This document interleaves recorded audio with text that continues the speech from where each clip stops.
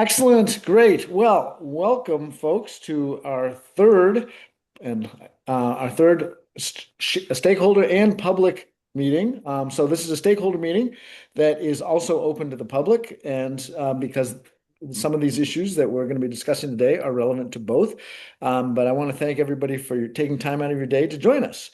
So let's go to the first slide. And this will be what we're going to cover today.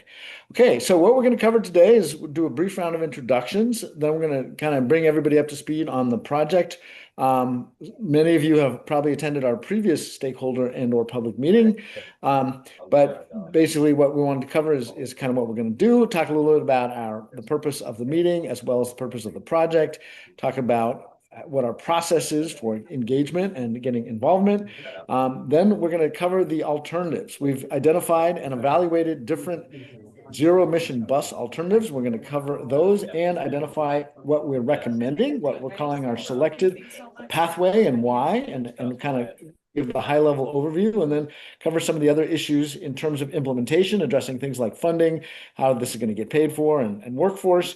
All of this content is going into our final report, which we are currently writing, and we're going to present the draft outline for that today, so you can know what to expect. Because the next step, which is the last item on our agenda, is to actually see the document.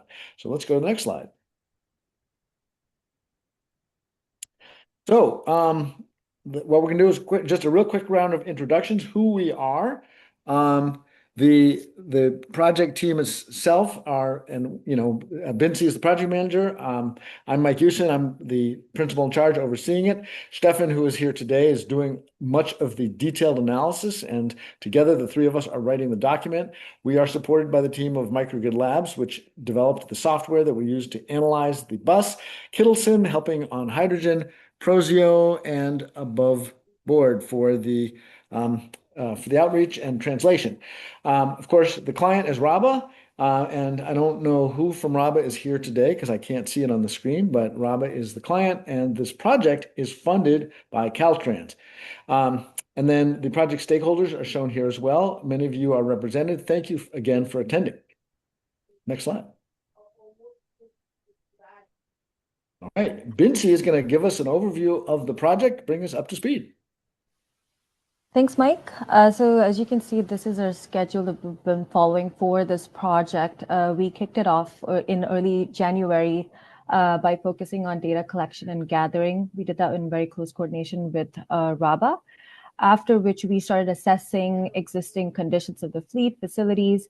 And after that, we held a public and stakeholder meeting. That was our first public and stakeholder meeting in the spring, followed by the alternatives analysis. So we spent most of the summer analyzing different alternatives, and currently we are moving forward with a preferred alternative that we will be discussing in the upcoming slides. We are currently developing design concepts and cost estimates for this alternative in close coordination with RABA and REU. And we'll discuss that in a bit. So we also have started working on the draft plan for this project, which we will bring everything together in the next month. Next slide, please.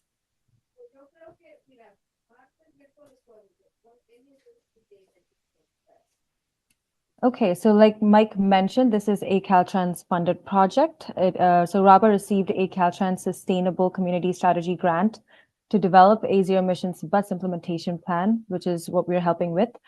So this plan evaluates both battery electric and hydrogen buses and how they could fit into RABA systems and how it impacts the service. So like I said, we've developed alternatives, 4 alternatives, and that goes over a mixed fleet versus 100% electric versus 100% hydrogen. So this, as you know, this is a very collaborative effort. We've had 3, this is our 3rd meeting. We've had 2 previous public and stakeholder meetings. And in these meetings, we have Caltrans, REU, CERTA, MTM, and local agencies. And this is our 3rd, third and final stakeholder and public meeting to review the selected alternative that Stefan will be providing more details about. Next slide. So, as I mentioned in the previous slide, CARB, which is California Air Resource Board has a regulation, Innovative Clean Transit Regulation, that requires all California transit agencies to transition to 100% zero-emission buses by 2040. The rule phases in over time and aligns with broader state and climate and clean energy policies. So this is one of the key drivers behind this plan. And this just means long-term planning is essential to meet the mandate while maintaining reliable service. Next slide, please. So I'll touch upon what the purpose of this specific meeting is and why we have this third and final meeting, what we're going to, discuss in the upcoming slides. So we definitely want to give you an update on our progress so far and how the plan has been shaping and get your feedback. So in the next few slides, we'll cover what our stakeholder engagement and public outreach activities have been so far, what the alternatives and scenarios that were analyzed look like, and we'll share at a high level the cost estimates for alternatives that RABA has decided to move forward with. Next slide, please. So moving on to public outreach and stakeholder engagement. As I mentioned before, we've had two public and stakeholder meetings so far. This is our third one. With Spanish translation services, if you go onto our project website, just using the QR code, you'll see a Spanish translator recording of the first meeting on our website. And this meeting will have that as well. We'll upload a Spanish translated recording on our website. So yeah, we have been using these meetings to get your feedback and understand the priorities and challenges and opportunities for this project. We've also been coordinating one-on-one with Reading Electric Utility, with EC here on the call, and other third-party vendors specific to hydrogen and hydrogen delivery to align on infrastructure and technical leads. Yeah, and our goal is to make sure that this plan reflects both community input and practical implementation considerations. Next slide, please.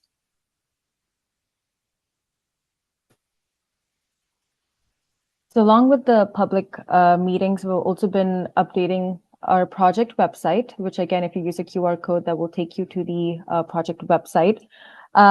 We also have been doing social media blasts and updating RABA's website. We'll soon be developing a public-facing fact sheet that will share information about this project that can easily be accessed on RABA's website. We'll upload it there. This will be public-facing, and it will be great information to share with you all as well. And the QR code, like I said, will take you to the website. Next slide, please. I'll pass it on to Stefan. All right, thanks, Bincy. Yeah, hello from my side. I'll be covering a bit more in depth the sort of technical implementation, the recommendations that we're providing to RABA to implement zero-emission buses over time. And we will start off with an overview of the alternatives that we have evaluated for this project. We have actually touched on that in the previous stakeholder meeting already, so we will try to keep this piece of the presentation relatively short and then focus with more details on the selected pathway that RABA selected based on the alternatives presented. So for the alternatives, we'll go through it relatively briefly. So actually, Elise, you can go to the next slide. We have an overview of 4 different ones that we, oh, I'm sorry. Before that, we have a few assumptions. We want to relay those real quick, kind of assumptions and some context here. So first of all, regarding implementation timeline, we have been following RABA's bus replacement schedule that was recently developed as part of a fleet management plan. It sort of transitions the bus fleet, or based on that, we came up with a plan that transitions the bus fleet based on the regulation requirements set by the ICT rule over time, and also assuming the federal useful life or those that are adjusted by RABA based on the federal useful life as listed on the slide. For charging infrastructure, we're considering high-speed layover charging at RABA's downtown transit center, as well as overnight charging at its depot. And we're factoring in REU's rate schedules to inform the operational costs for charging.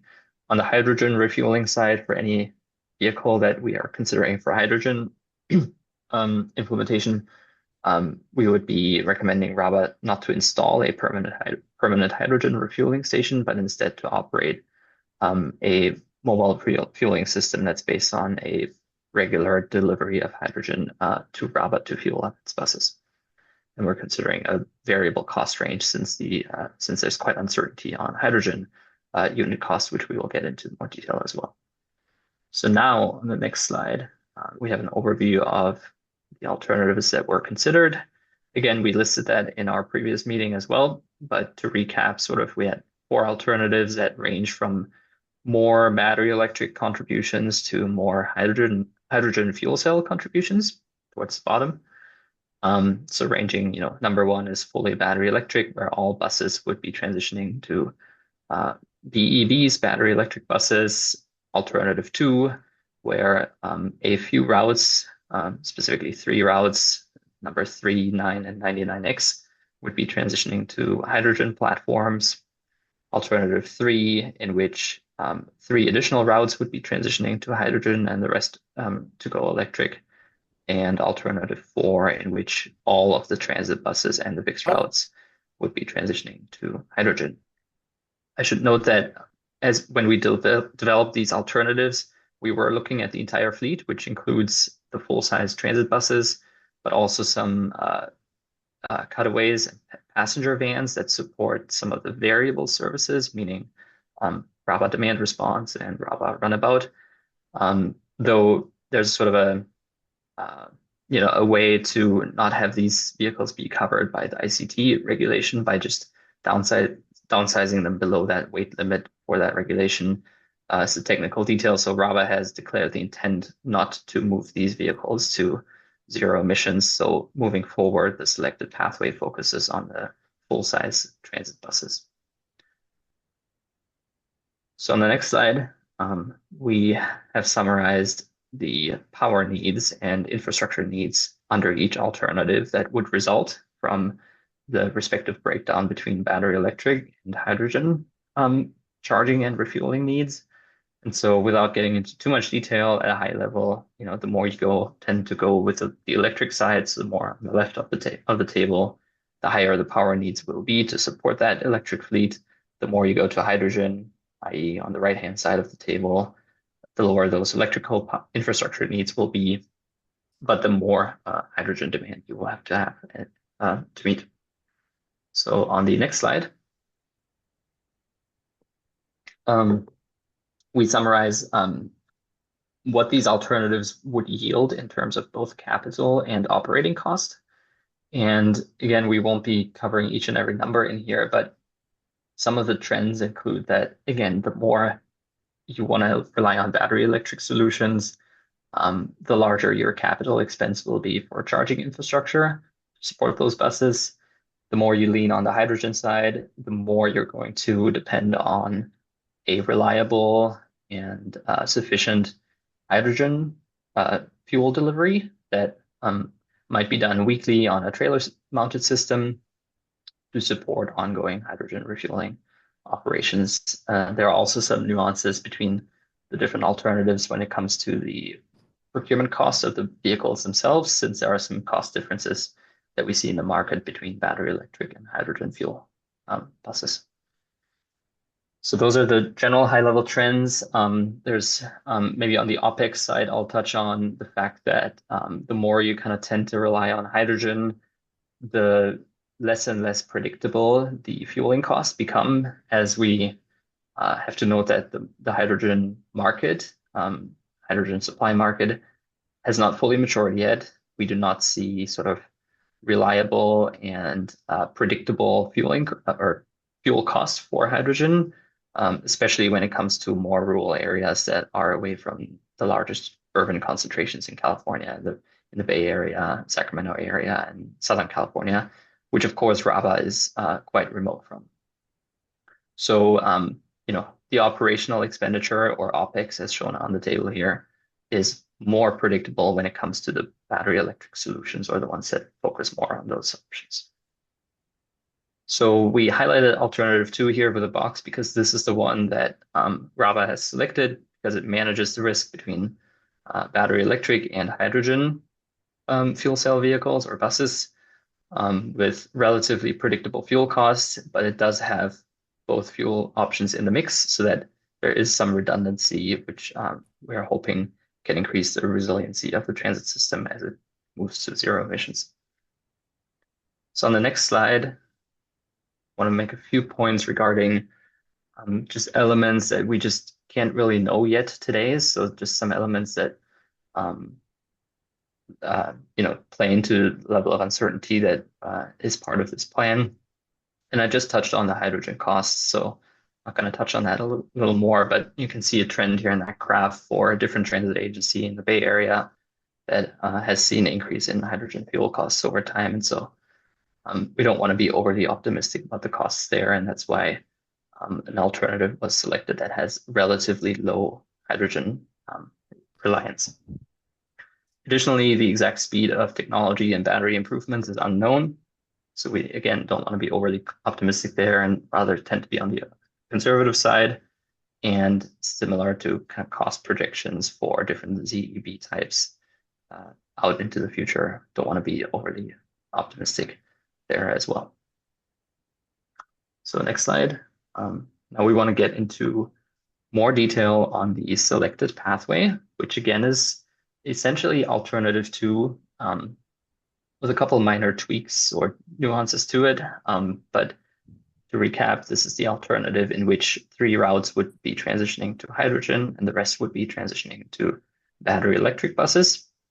The hydrogen routes will be 3, 9, and 99X, and battery electric on route number 1, 4, 7, 11, 14, 15, 17, and 19. Based on that, we have some infrastructure needs at both the downtown Reading Transit Center, which is DRTC in that little table, and RABA's depot where the buses park overnight.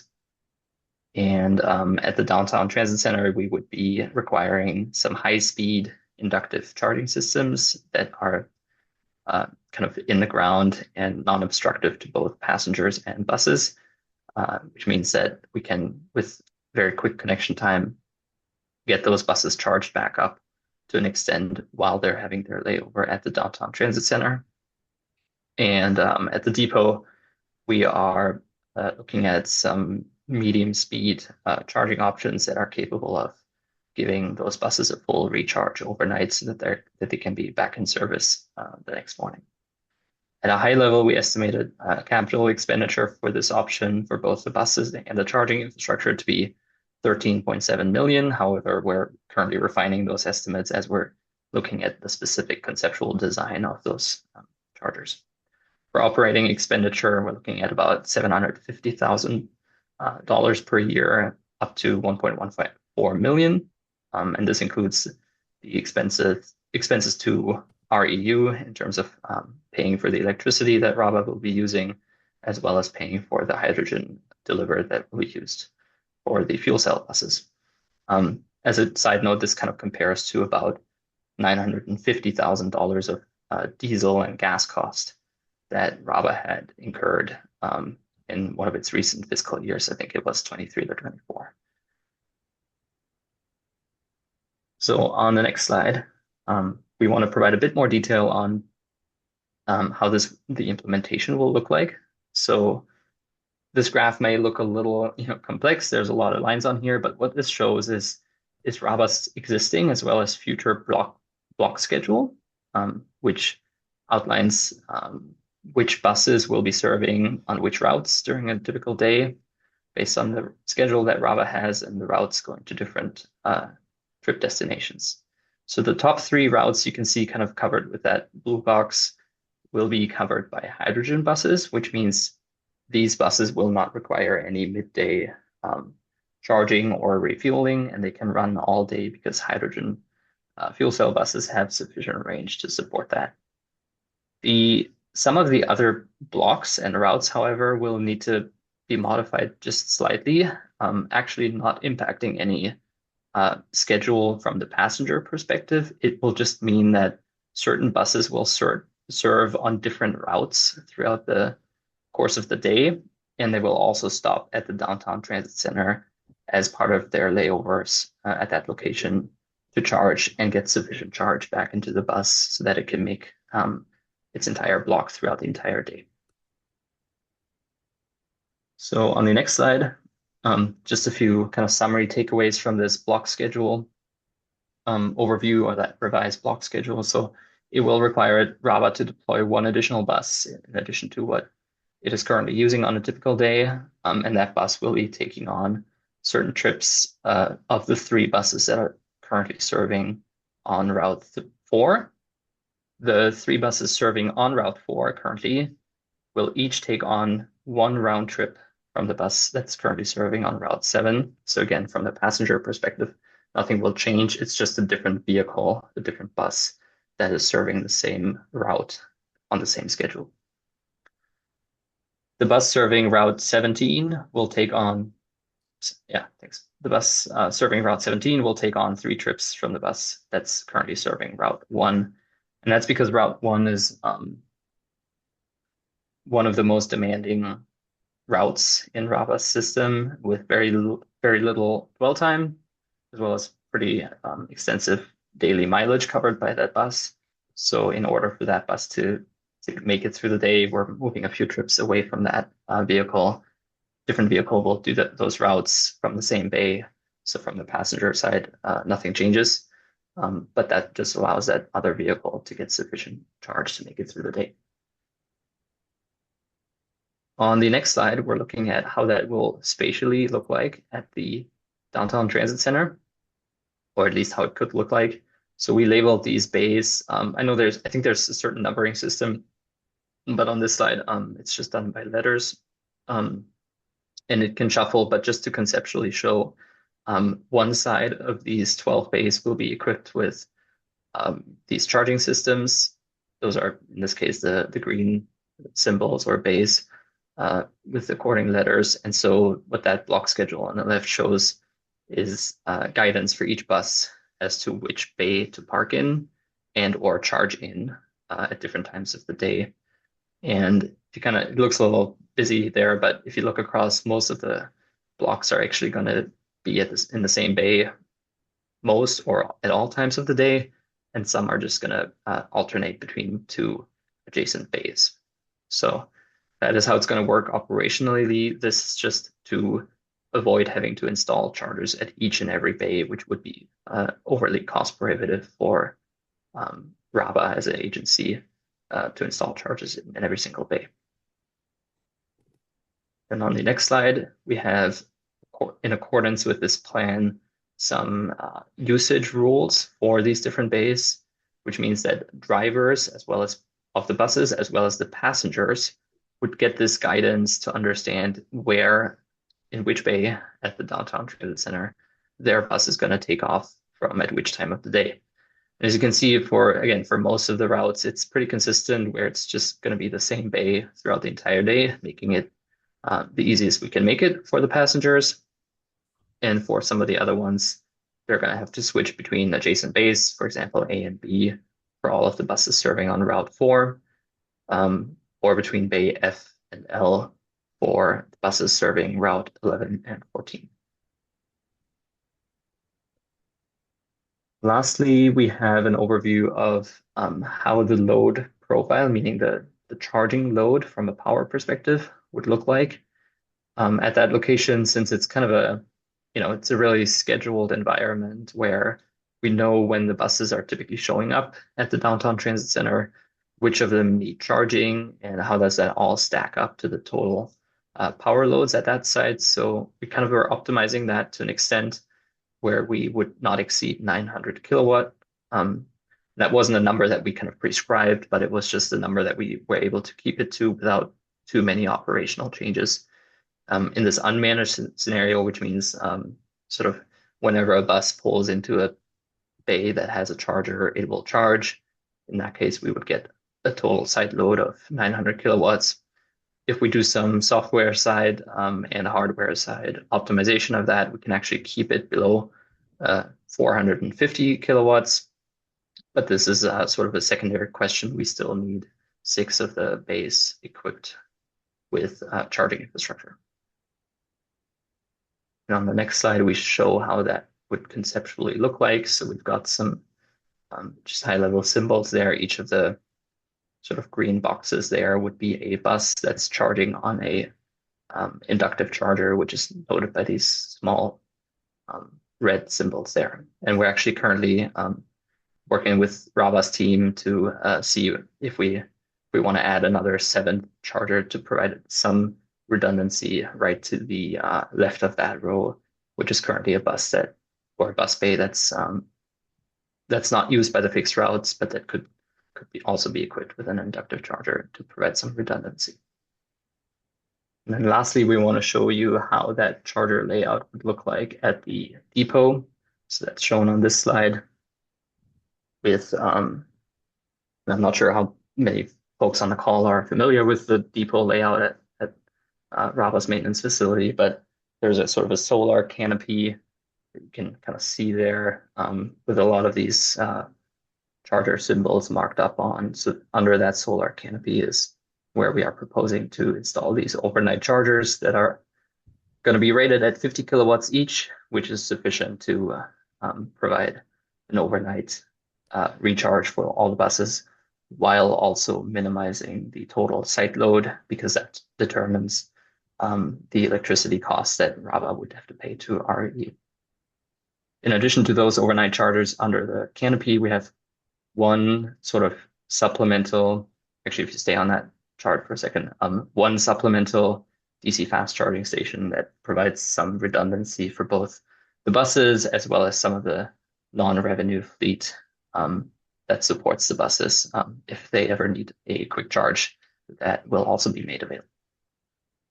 That kind of concludes that section, and we can do questions now or later, but our next section will cover some of the funding and finances mechanism and workforce training that Chris will cover.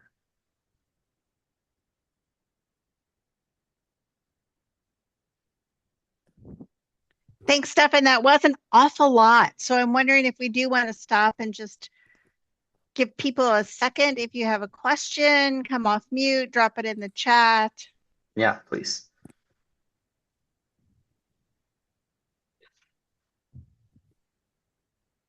I see chat's showing up there. Is that us? Nope. All right. We will keep moving on, and please feel free to stop and ask as we go. So we're going to talk first a little bit about how do we pay for this? And, you know, everybody always says, find me a grant, look for what we can do. We have really learned to look at these projects, grants as being a source of after the fact. So let's pay for it first. If you get a grant, that's great. That actually helps finance the next thing that you buy instead of it paying for something that you had in the back. And the reason for that is grants are very mercurial. They're here and gone again. You can miss one little checkbox on that grant and suddenly find that you invalidated your agreement. There are lots of reasons to think of that more as revenue rather than a way in which you finance things. So we really do look at ways in which you finance things. And typically with any government agency, there are 3 main sources: pay as you go, just comes out of the general fund or out of your pocket; debt, which can have a lot of different meanings; and then a public-private partnership. And in the world of charging stations and zero-emission buses, this has really come to mean something like charging as a service. So without reading all of these to you, we do look at the benefits and trade-offs of both of those. Now, the thing is that RABA has not typically used debt financing. It has been typically PAYGO, often getting a grant in front of something that you're doing or reimbursement later. And so although we do want you to consider that, what is likely to happen is we want to look for something that might be a P3, the way that you are partnering with someone else to help pay for the infrastructure that you would pay back over time. So for instance, with charging, that might be a small fraction of money. They might sell you the electricity at, let's say, 12 cents, and you're going to pay 15 cents, and that 3 cents per kilowatt hour over time will pay that back, that investment. So let's go on to the next slide, please. And so in our final report, we have recommended lots of different options for looking at things. And some of that in the debt financing is some federal and state loan programs that have very long payback periods, 30 to 35 years, very low interest rates. There are some options that are still available to us. And one of the reasons we want to look at maybe a tool that you haven't used before is because we are seeing that near-term funding is very limited. As we all know today, we don't even have a fiscal year budget for federal funding. So we don't know if the past programs like Lono will be funded again, and if they will, at what level to be funded again.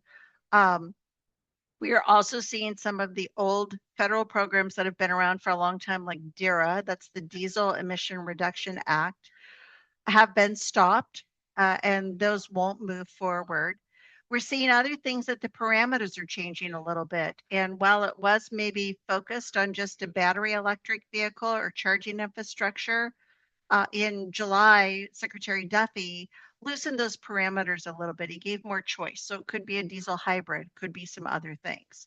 So we just don't know what's going on with federal funding today. We're also seeing that state funding is becoming limited because many of the state grants leverage federal funding. The state got formula funding from FTA, from EPA to roll these programs forward. They've matched it with their own funding. So we may see a decrease in state funding levels as well. HVIP is a voucher program. It's the hybrid voucher investment program. It's been around for a long time. It offers pre-purchase vouchers that are kind of taken off the top at the dealership as you go along. That program is completely subscribed for fiscal year 25, where we are now. So we are looking for that to reopen in 26. When it opened this year for transit, and the voucher's worth about half the cost, maybe a little less of a bus, about up to $120,000 per bus. It was fully subscribed within 10 minutes of it being open. So we have some specifics about what to watch for in the report, how you stay on top of that. But again, it's a reason we count it as revenue and not as a funding stream. The thing to take away from this is to look at these portals, watch them very carefully, be prepared to act quickly when it reopens. Know what bus you're going to buy. Stefan's going to equip you with a great plan, Stefan and Bincy, I should say, a great plan that says we already know what we need, when we need it. We are ready to go when that opportunity comes.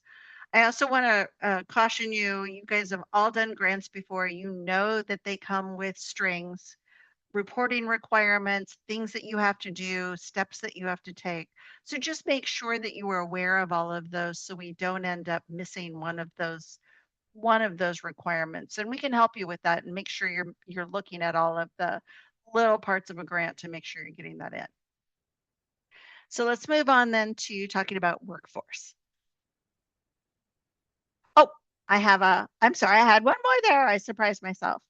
So as you think about financing, one of the great things to do, or your no cost actions that you should do right now, is create a vehicle replacement budget. And that could be if you're selling low carbon fuel standard credits, if you have some lease programs that you're working on, charge a little bit more on each one of those. Funnel those into a designated program that is just for replacing vehicles. We also really suggest that you alter the transition plan. Instead of looking at we replace by year mileage or maintenance cost, is really look at the ones that might have the greatest surplus value first. We have a few clients that are putting all of the surplus value of selling something into the replacement bucket. And particularly as vehicle prices got very high, they were able to sell vehicles, used vehicles, for more than they purchased them from. And this might not be so much your buses, but it might be your support fleet. Look for opportunities to replace those at high surplus. Debt financing, we talked about years ago. Stefan, Mike, and I worked with the city of Reading on a GHG reduction loan that is coming through Cal Recycle to do a waste to hydrogen project so that the city didn't have to transport its organics to a landfill. And it might be time to circle back up on that and see if we're ready to do that. The thing that they were missing was a base load customer for the hydrogen. And well, trash trucks were a great idea for filling those trash trucks, the refuse haulers, up with hydrogen. They weren't near term enough. Hydrogen buses are near term enough that we should be able to talk about that again. And then our last one is really just thinking about a public-private partnership. And we have some examples of those in our report in which someone else is building the infrastructure and you are paying it back over time, or you're doing some revenue sharing agreements that again spread that risk, but they can also spread the reward. And I thought I saw a hand go up. Maybe that was just me. All right, workforce training. And let's be, I want to make a little bit of a line between training and education. When somebody, and my middle son is a diesel bus mechanic, when he went to school, they didn't start off with, here's how you replace this piece on the engine. It started with the basics of how diesel engines work and how those things went together. So we do want to create a firm foundation of education about how fully electric vehicles work. And that may go before your workforce. That might be fifth graders who are learning how a battery works or how a circuit closes. But let's make sure we're thinking about education, particularly in high school and junior college, technical school, so that they are ready to do the training. But in the meantime, FDA has a really good workforce evaluation tool. It is not zero emission bus specific.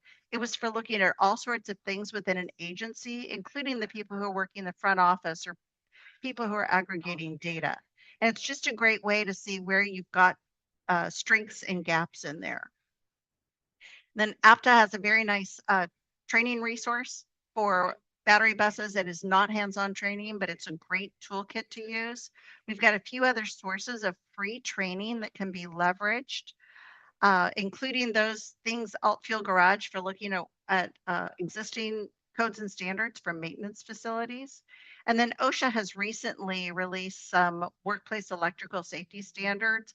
They are not specific to vehicles. They are specific to anybody who's working with high voltage electricity. It's a really simple checklist and just a way to make sure that you are making a safe workplace. And then we would really suggest that between RABA or Reading Electric or even the city of Reading, have one of your electricians complete this course that's called EVITP certification.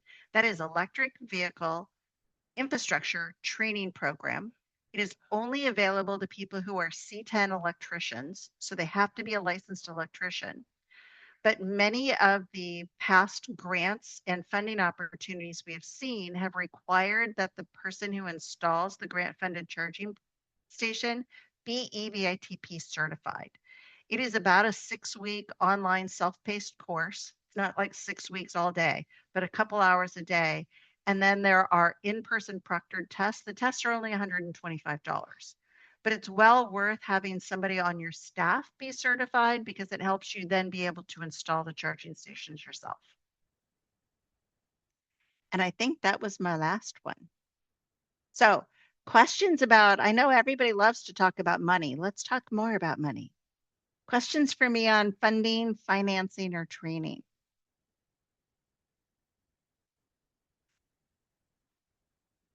All right, seeing none, I'm going to kick it back to you, Stefan and Bitsy. I think Mike will take it from here, Chris.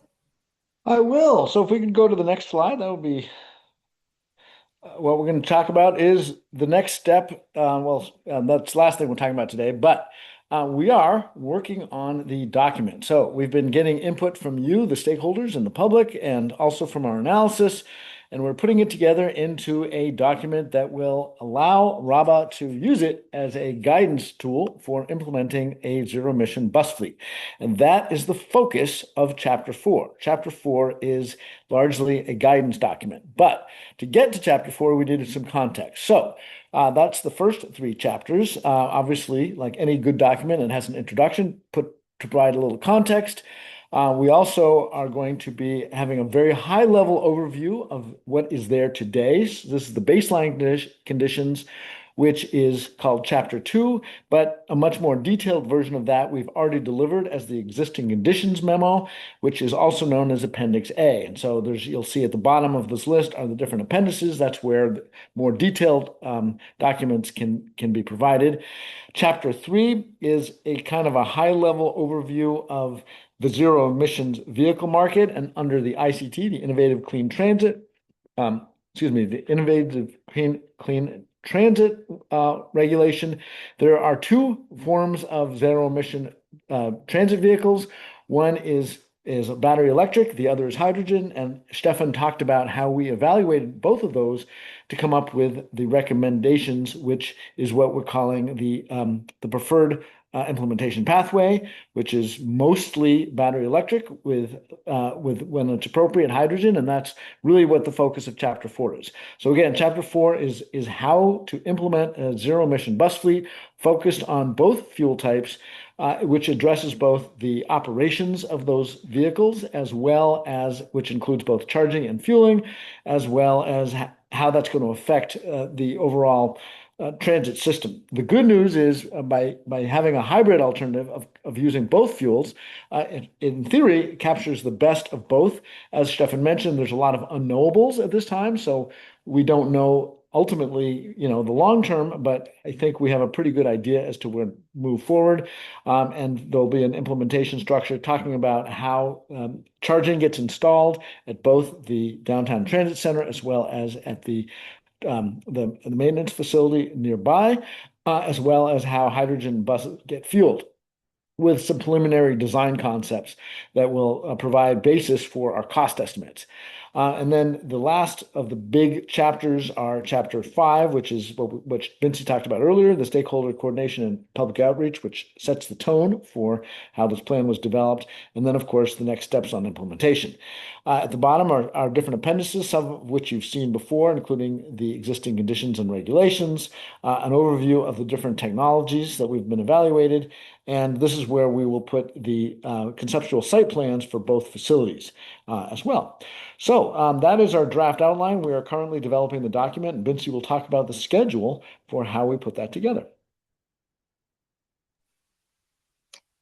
Thanks, Mike. So for next steps, if you can go to the next slide, Elise, thank you. So currently, like Chris mentioned, we're working on compiling all the information for funding, financing, workforce training. We're also working with REU on finalizing the preliminary 60% conceptual designs for the selected alternative. And we're developing plan level cost estimates. So by next month, we plan to wrap up the draft plan and also develop a fact sheet, like I had mentioned in the previous slides. And then in the winter of 2025, in November, we will help RABA with board approval and plan adoption. So that's it for our slides. Now I want to open it up to questions from anyone. I know this was a lot of information, so feel free to ask us questions or drop it in the chat and we will be happy to answer.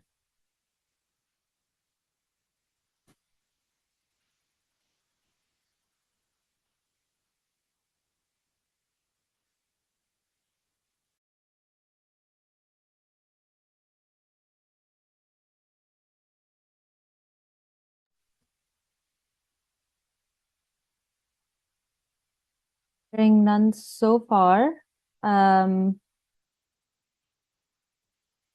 Any specific questions, I guess, on the implementation of the path selected? I think that was a lot of information there. So feel free to ask us any questions about that. Or even funding and financing that Chris had covered. And feel free to either put your question in the chat or you can just speak up as well.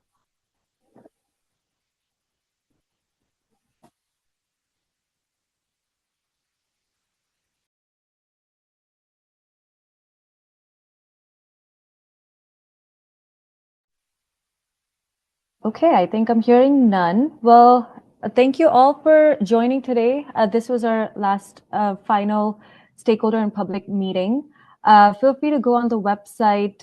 There was a QR code that was provided, and I think Stefan dropped the link to the website in the chat as well. So feel free to go on the website, take a look at our resources, and looking forward to finishing our draft plan that will be available to you all.